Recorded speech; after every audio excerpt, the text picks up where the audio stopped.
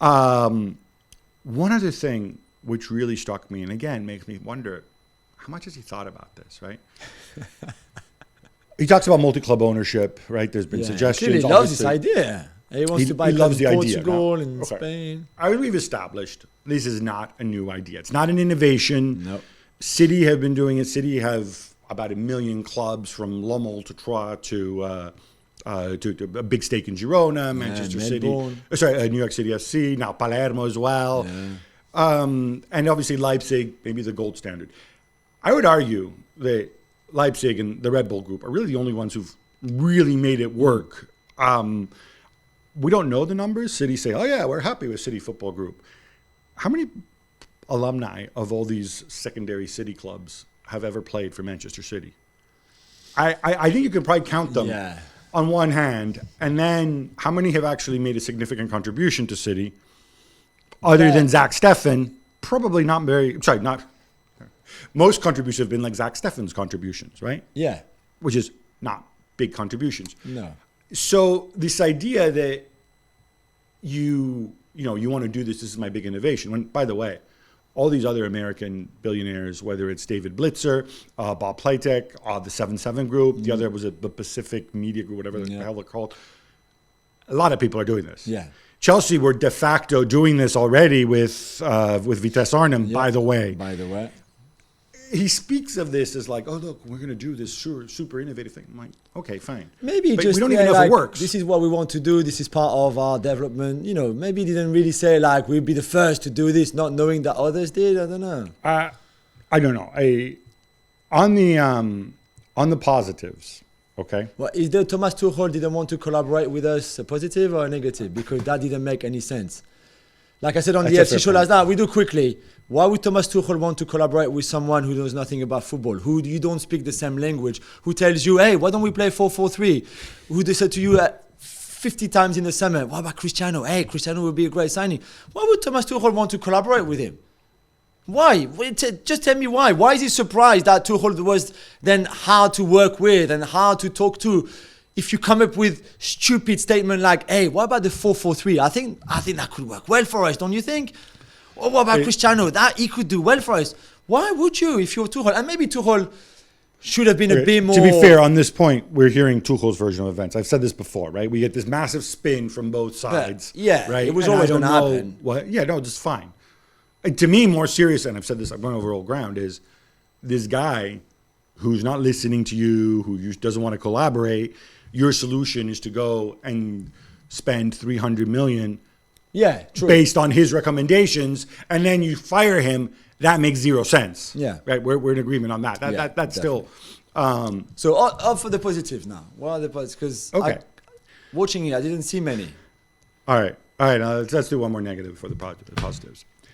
And I've mentioned this before, but I got to go back to this. Go on. This idea the Premier League, maybe they could learn from American sports. Okay. There's a couple things. We're both foreigners who've lived in England for a long time, right?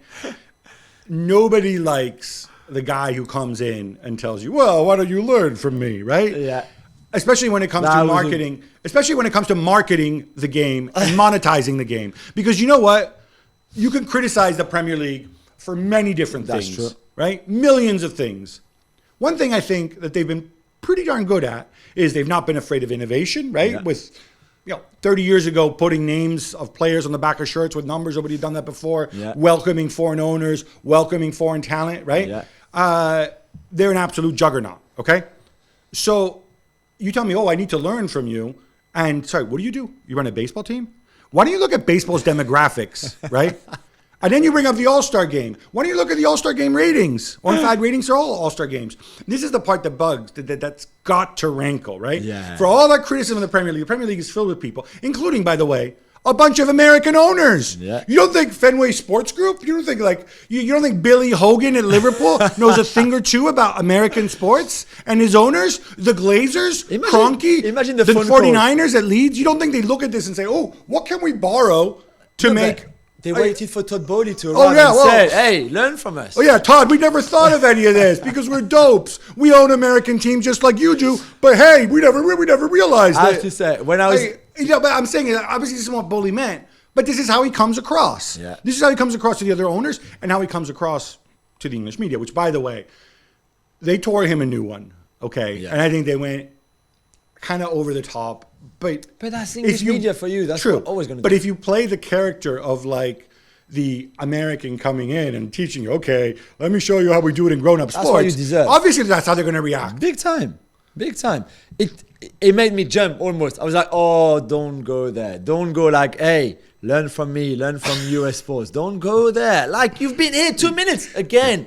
If you'd been there 20 years and you would have seen what works, what didn't work, all of that, and you thought you'd be really respected, people listen to you. I mean, when I say people, owners of the other 19 Premier League clubs, CEOs, all of that, and you're like, you've got their ears, you've got influence, you're lobbying well, then fair enough.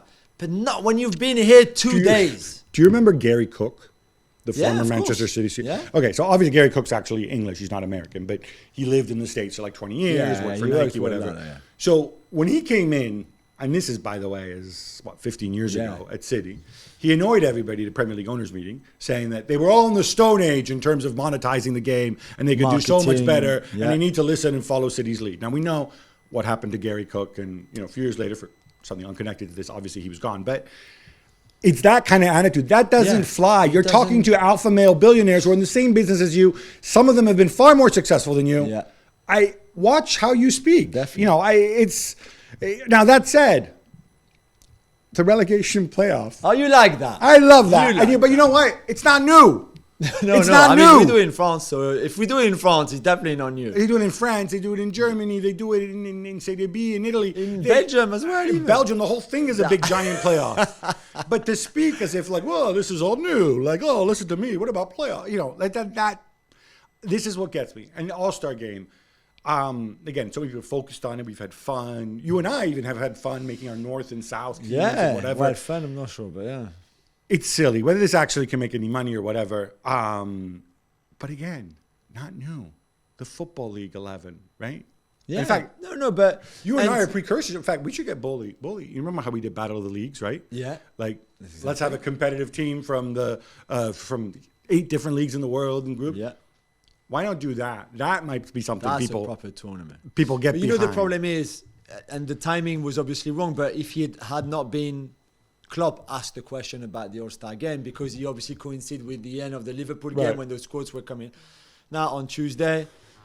But then Klopp just smashes you. And Klopp's reaction is so spot on compared to all the body statements and all the conference. That already this sets you back, and I just think like... and this is what gets me. You're just telling us how global sports is and blah, blah, blah. You don't think it works both ways? You don't think people in Europe don't look at American sports and say, hey, what can we learn from there? You don't think that happens? That's why it's been happening for 50 years. I was disappointed because you didn't mention, why don't we have a draft as well?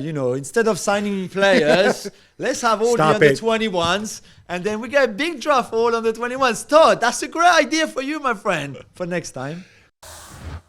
For more sports highlights and analysis, be sure to download the ESPN app. And for live streaming, premium content, and let's not forget as well, ESPN FC 7 days a week. Subscribe to ESPN Plus.